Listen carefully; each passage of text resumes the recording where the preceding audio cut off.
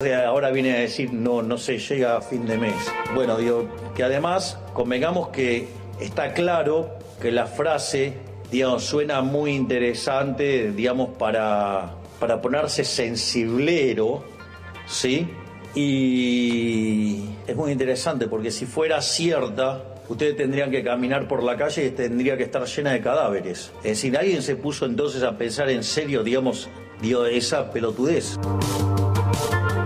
Hay uno de los trucos de la retórica, que es la reducción al absurdo, que es ridiculizar los argumentos del otro. Pero esa ridiculización de los argumentos del otro, uno lo puede manejar cuando no es la realidad la que te desmiente. ¿Sí? Entonces, primero, reducir a la penuria económica del común de la población que ve congelado su poder adquisitivo, a que, bueno, no se mueren de hambre porque si no la gente, la calle estaría llena de cadáveres, es una reducción al absurdo de un argumento que la realidad contrasta. Porque, por otro lado, si uno sale con una cámara o con un micrófono y pregunta, o si uno mira las estadísticas, lo que ve es la preocupación de más del 60% de la población por la situación económica. ¿Y qué quiere decir que más del 60% de la población argentina está preocupada por la situación económica? Que no llegan a fin de mes. Entonces, ese que no llegan a fin de mes, del cual se burla Milei, diciendo que es un argumento sensiblero, se está burlando de la preocupación del 60% de la población, que ve que sus ingresos son cada vez menores. Hoy sale, por otro lado, un dato duro, y es que para ir y volver a ofrecer la fuerza de trabajo, un laburante en el conurbano gasta el 20% de un salario mínimo. Los salarios, incluso el gobierno ha promovido que las paritarias fueran pisadas en un tope del 1%, y los boletos de colectivo y tren en la era Milei han subido. Por cierto, han subido menos que la inflación, según se mire, pero lo cierto es que han subido y todavía los tienen pisados en los propios parámetros que ellos habían dicho. Como sea, el costo de traer o de venir a vender la fuerza de trabajo a la ciudad de Buenos Aires es del 20% de un salario mínimo. Entonces, esta ridiculización de que, bueno, la gente no se muere de hambre porque si no estarían llenos de cadáveres las calles, no es que se están muriendo de hambre, es que no llegan a fin de mes. No llegar a fin de mes quiere decir que con tu sueldo, ¿a partir de cuándo? Del 10, del 15, del 20, del 25, tenés que empezar a hacer piruetas, endeudarte, usar la tarjeta, una bicicleta, pedirle a un amigo, si tenés que comprarte un remedio, la pasás mal. Eso es no llegar a fin de mes, no morirse de hambre. Pero si quieren también, si lo quieren llevar a un argumento mucho más dramático, alcanza con mirar el aumento de la gente en situación de calle, por ejemplo, en ese inmenso muestrario que es la ciudad de Buenos Aires, donde algunas organizaciones de las que trabajan en la calle, en sus propios censos consideran que se pasó de 3.000 personas a 11.000 personas en situación de calle. Si eso no es morirse de hambre, claro, no están caídos y muertos como imagina Milei en esta reducción al absurdo. No están caídos y muertos por las calles. Están en la calle. Entonces, después el punto, en definitiva, es un presidente tiene que decir esto. El presidente gobierna solamente para su núcleo duro de ricos y de fascistas convencidos. ¿O no tiene que gobernar para todos? Y si tiene que gobernar para todos, ¿cómo puede burlarse de la penuria de la gente que no llega a fin de mes? Voy a dejar de usar insultos a ver si están en condiciones de poder discutir ideas, porque yo creo que discuten las formas porque carecen de nivel intelectual suficiente para discutir las ideas. Igual quiero hacer una nota de color. Había un señor que fue presidente que, digamos, era un insultador serial, le decían el loco, y fue el que transformó, digamos, la educación argentina. El señor se llamaba Domingo Faustino Sarmiento. Según este conjunto de abanderados y exquisitos de la forma, Dios lo hubieran directamente condenado a la hoguera. Pero... El problema no es que Milei insulte, el problema es que los insultos de Milei contra gente que, en definitiva, no merece ser insultada. Por ejemplo, Lali Espósito, tienen consecuencias. ¿Por qué le cito el ejemplo de Lali Espósito? Porque arrancó insultando y bardeando a Lali Espósito, copiando a Donald Trump en su polémica contra Taylor Swift, y anteayer tuvieron que vaciar un estadio en San Juan por una amenaza de un señor con acento sanjuanino que decía: no vamos a dejar que esta puta kirchnerista venga a tocar acá a San Juan. Entonces, ese es el problema de insultar. Que un presidente insulta y después aparece un loco suelto que va y le rompe la cabeza a Roberto Navarro, un periodista opositor. Este es el problema del insulto cuando viene desde una presidencia. Que uno no sabe qué desencadena el insulto. Pero si quieren, olvídense de los insultos. El problema es que los insultos van acompañados de crueldad. Entonces, no es que las formas son diferentes del contenido en el caso del presidente Milei. Las formas son contenido. Un presidente que insulta es también un presidente que insulta en los hechos a los jubilados, a los universitarios, a los discapacitados. Este es el problema. Insulta en las formas y es cruel en los hechos. Y este es el verdadero problema. Porque si solamente insultara en las formas, pensaríamos, bueno, es un señor que está en permanente campaña electoral y se hace el moderno y el juvenil y el insulto hay que tomarlo como un síntoma de vitalidad. No.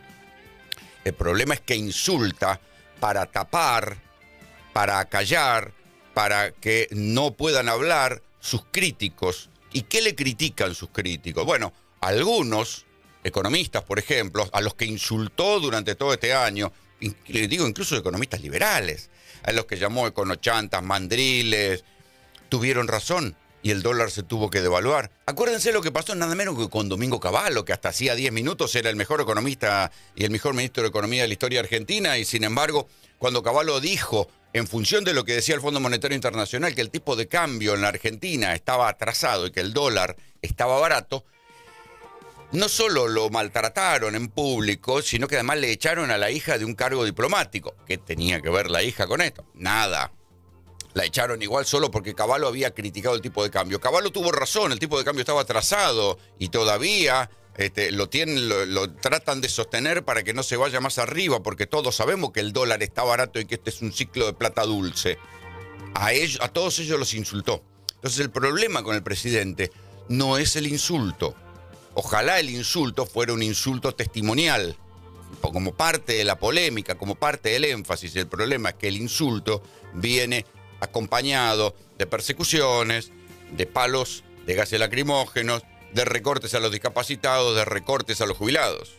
A veces parece que se olvidaran de dónde venimos. Entonces yo creo que vale la pena señalarlo, porque parece que los que hoy tanto reclaman por las jubilaciones, por ejemplo, son los mismos que en su momento vetaron, ¿no? Y que decían que se estaba declarando la quiebra del Estado y que dejaron jubilaciones de $80 y que hoy están arriba de $320. Bueno, ahí hay dos partes interesantes de lo que dice Milei como para ponerlas en contexto. Primero, es verdad que durante el gobierno de Cristina Fernández de Kirchner, una mayoría parlamentaria opositora, aquello que se llamaba el Grupo A, que iba desde Pino Solanas hasta Patricia Bullrich, promovieron una ley en ambas cámaras con el 82% de aumento para que los jubilados cobraran el 82% de sus haberes jubilatorios, ¿no? Y Cristina veta esa ley. Pero también hay que decir que en aquel momento esto no generó ni mucho menos un nivel de protesta como el que había.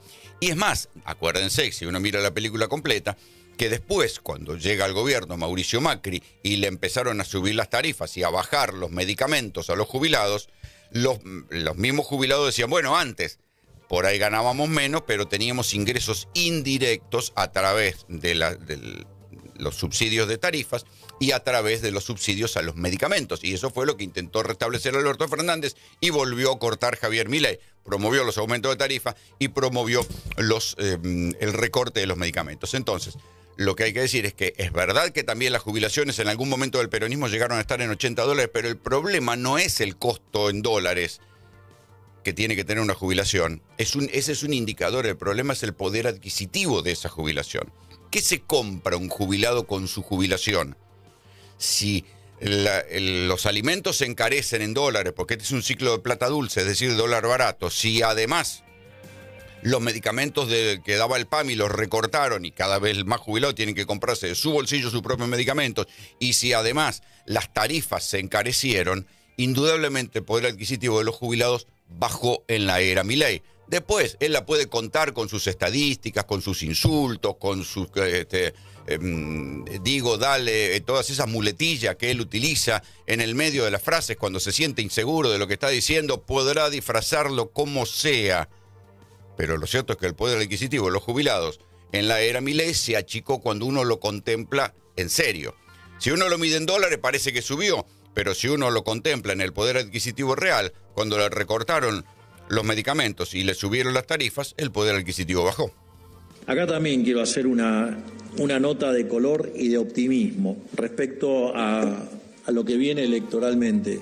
Esta elección es fundamental no solo en la provincia de Buenos Aires, sino es fundamental para todos los argentinos de bien, porque podría significar el fin del kirchnerismo.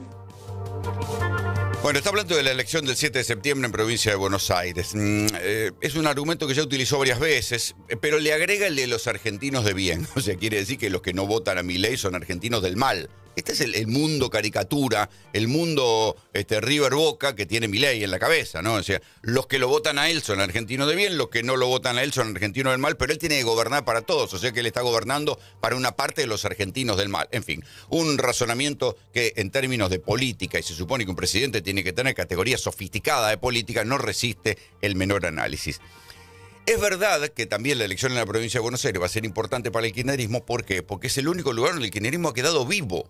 Piensen que si uno se remonta, recorre las otras provincias, no hay lugares donde uno puede decir, bueno, este es un gobernador claramente kirchnerista. Serán algunos peronistas, más o menos ortodoxos, más o menos heterodoxos, pero no son kirchneristas puros. El kirchnerismo puro, con Máximo, con Cristina encarcelada, con Kicillof, está solamente, competitivo en provincia de Buenos Aires. Por eso es que la elección en provincia de Buenos Aires se hace tan importante para el gobierno.